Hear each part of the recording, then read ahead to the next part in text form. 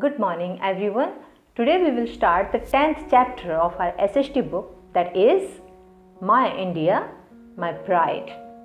Mera Bharat, Mera Garv. But before start this chapter, I will ask you some questions related to our country. Let's see who will know better. So I am going to ask you, listen one by one. The first question is, India has got its name from which river? Yes, the answer is Indus River. India got its name by Indus River. The next question is, what is the capital of India? The answer is New Delhi. New Delhi is the capital of India. Then come to the next one. Which city in India is called the Pink City? I think all of you know it.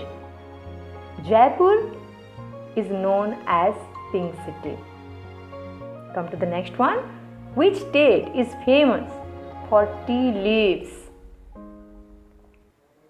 That is Assam. Assam is famous for tea leaves in India. Okay? So come to the next one. Himachal Pradesh is famous for which fruit? That is apple. Apple is that fruit for which Himachal Pradesh is famous for. The next and the last question is, who is known as the father of our nation? Yes, of course, Mahatma Gandhi ji is known as the father of our nation. So this is a small conversation about our country. Keep always these things inside your mind. It will help you in any moment, in anywhere in your life. Okay? Now turn your page. Page number 70. National symbols. India has many national symbols with which it identifies itself and takes pride in them. India का अपना बहुत सारा राष्ट्रीय प्रतीक है जिसमें इसकी पहचान और गौरव निहित है. These symbols have been taken from India's unique flora and fauna and its culture. ये जो प्रतीक हैं, ये हमारे भारतवर्ष में मिलने वाले पेड़, पौधे, वनस्पतियों, प्राणी समूहों तथा संस्कृति से लिया गया है. Then come to the next point, national flag. The national flag of any country is the symbol of its freedom and unity. कोई भी देश का नेशनल फ्लैग उस देश की आज़ादी और एकता का प्रतीक होता है. Our national flag is rectangular with 3 equal rectangular bands. हमारा जो नेशनल फ्लैग है वो रेक्टेंगुलर इन साइज है और उसके अंदर 3 इक्वल रेक्टेंगुलर बैंड्स पड़े हैं. Saffron on top, white in the middle and green at the bottom. हमारे नेशनल फ्लैग का जो ऊपर का हिस्सा है वो सैफ्रॉन कलर का है, मिडिल में वाइट है और नीचे ग्रीन है. In the centre of the white band is a navy blue coloured wheel, Ashoka चक्र, विच हैज़ 24 स्पोक्स. हमारे तिरंगे के मिडिल में जो वाइट बैंड है उसके बीच में नेवी ब्लू कलर का एक चक्र है जिसको कि अशोका चक्र कहा जाता है. इसके अंदर 24 स्पोक्स अवेलेबल हैं. It has been taken from the Ashoka pillar which symbolises dharma. ये जो अशोका चक्र है ये अशोका पिलर से लिया गया है जिसका मतलब धर्म है. The saffron colour stands for courage and sacrifice. हमारे तिरंगे के ऊपर का हिस्सा जो सैफ्रॉन कलर का है वो साहस और त्याग को दर्शाता है. White for truth and peace. जो वाइट कलर है वो सत्य और शांति को दर्शाता है. And the green stands for prosperity. और जो ग्रीन कलर है वो समृद्धि को दर्शाता है. The blue chakra signifies constant growth. जो ब्लू चक्र है वो स्थिर विकास को दर्शाता है.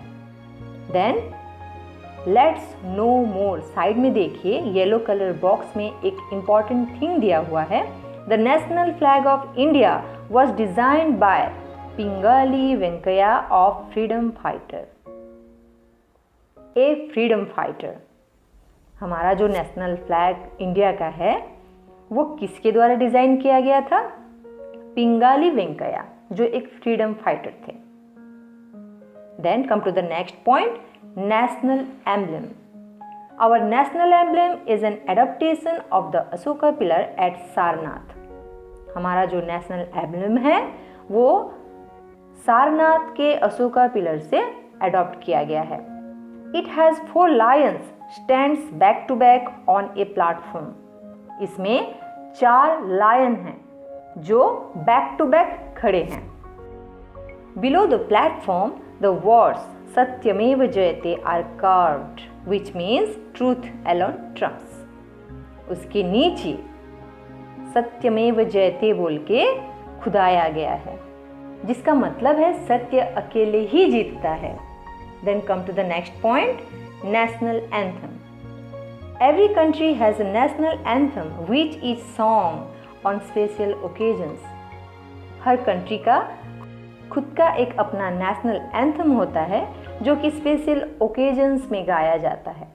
आवर नेशनल एंथम जन गण मन was composed bye Rabindranath Tagore. आप सबको पता होना चाहिए और ये आप अपने माइंड में स्टोर करके रखेंगे. हमारा जो नेशनल एंथम है जन गण मन, that was composed by Rabindranath Tagore, a great poet.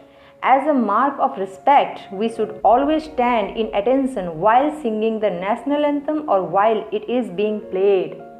उनको सम्मान देने के लिए जब भी कहीं पे भी नेशनल एंथम गाया जाता है, हम सभी को विनम्र भाव से वहाँ पे खड़े होना चाहिए. Then come to the next page, page number 71. National song. Our national song is Vande Mataram. Jana Gana Mana is our national anthem and Vande Mataram is our national song. ये दोनों में बहुत ही कंफ्यूजन होता है, national song and national anthem. इसमें आप कभी भी कंफ्यूज नहीं होना. आप जो स्कूल में गाते हो Jana Gana Mana, that is your national anthem, और Vande Mataram is your national song. It was written by Bankim Chandra Chattopadhyay. Jana Gana मन was composed by Rabindranath Tagore and Vande Mataram was written by Bankim Chandra Chattopadhyay. Okay, keep it in your mind. A Bengali writer and poet. Bankim Chandra Chattopadhyay एक Bengali writer थे और एक कवि भी थे. Then come to the next point, our national symbols. Here are some national symbols are given in our book. We should always keep them in our mind. So let's read one by one. Royal Bengal tiger is our national animal. Okay, if somebody asks you who is our national animal, don't say tiger. You should say Royal Bengal tiger. Okay, then Indian peacock is our national bird. Lotus is our national flower. Indian banyan is our national tree. Mango is our national fruit and hockey is our national sport. Hindi in Devanagari script is our national language. Hindi is come from Devanagari lipi. You know that? That is our national language. Our national river is the Ganges or Ganga. Ganga is our national river. Now turn your page, page number 72. National leaders. India is the birthplace of great personalities. हमारा देश बड़े बड़े महापुरुषों का जन्मस्थली है. Some of them are an inspiration for all of us. उनमें से बहुत लोग ऐसे हैं जो कि हमारे लिए प्रेरणा के स्रोत हैं. Let us read about them. First one is Mahatma Gandhi. Mohandas Karamchand Gandhi was born on October 2, 1869 in Porbandar, Gujarat. Mahatma Gandhi ji, जिनका पूरा नाम मोहनदास करमचंद गांधी है, वो 2 अक्टूबर 1869 में गुजरात के पोरबंदर में जन्म हुए थे।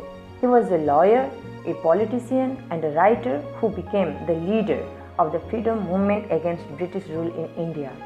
वो एक लॉयर थे, एक पॉलिटिशियन थे, एक राइटर थे, जो कि आगे जाके ब्रिटिशर्स से हमारे देश को आज़ाद करने में एक महत्वपूर्ण भूमिका निभाए थे।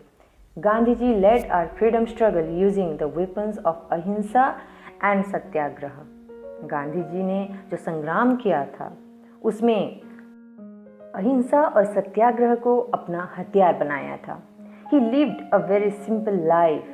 वो एक अति साधारण सा जीवन व्यतीत करते थे। Devoted to prayer, fasting and meditation. वो अपने डेली लाइफ में प्रेयर, फास्टिंग, मेडिटेशन ये सब किया करते थे। Gandhi ji was assassinated on January 30, 1948. जनवरी 30, 1948 को किसी पॉलिटिकल रीज़न की वजह से उनको हत्या कर दी गई। Then Pandit Jawaharlal Nehru. Pandit Jawaharlal Nehru was the first prime minister of India. जैसे कि हम सब जानते हैं, पंडित जवाहरलाल नेहरू हमारे देश के पहले प्रधानमंत्री थे। He was born on November 14, 1889 in Allahabad. 14 नवंबर 1889 को इलाहाबाद में उनका जन्म हुआ था। He joined the Indian freedom movement and later became the prime minister of the country. पंडित जवाहरलाल नेहरू गांधी जी के साथ मिलके हमारे देश को ब्रिटिशर से आज़ादी दिलाने के लिए संग्राम किए थे, और जब हमारे देश को आज़ादी मिल गया था तब पंडित जवाहरलाल नेहरू हमारे देश के पहले प्रधानमंत्री बने थे। He was very fond of children. वो बच्चों को बहुत ही प्यार करते थे। So his birthday is celebrated as Children's Day in India. इसी वजह से हम लोग 14 नवंबर जो कि उनका जन्मदिन है उसको हम लोग चिल्ड्रन डे के रूप में मनाते हैं। Then the last one is Dr. B.R. Ambedkar. Dr. Bhimrao Ambedkar was an Indian jurist, economist, politician and social reformer. Doctor B.R. Ambedkar जो कि एक ज्यूरिस्ट यानी जज थे, एक इकोनॉमिस्ट थे, हमारे सोसाइटी के नीड्स और उसको कैसे प्रोग्रेस करें उसके बारे में हमेशा काम करते थे, एक पॉलिटिशियन भी थे। Popularly known as Baba Saheb, he was the first Indian to get a doctorate in economics abroad. वो पहले भारतीय थे जिनको इकोनॉमिक्स में डॉक्टरेट की उपाधि से नवाजा गया था। He was born on April 14, 1891 in Madhya Pradesh. वो 14 अप्रैल 1891 को मध्य प्रदेश में जन्म हुए थे। He always fought for social equality and justice. वो हमेशा सामाजिक समानता और न्याय के लिए लड़ते थे। He was the first law minister of free India. Bharat के आज़ादी के बाद के वो पहले लॉ मिनिस्टर थे। He is remembered as the father of Indian Constitution. Mahatma Gandhi ji को जैसे बापूजी, पंडित जवाहरलाल नेहरू जी को जैसे चाचा जी, ठीक उसी तरह B.R. अम्बेडकर को हम लोग फादर ऑफ इंडियन कॉन्स्टिट्यूशन के नाम से याद करते हैं। So this is all from your chapter number 10. Pick out all the new words and write them 3 times each in your SST copy. In the next class, we will do its exercises. Till then, have a great day. Bye.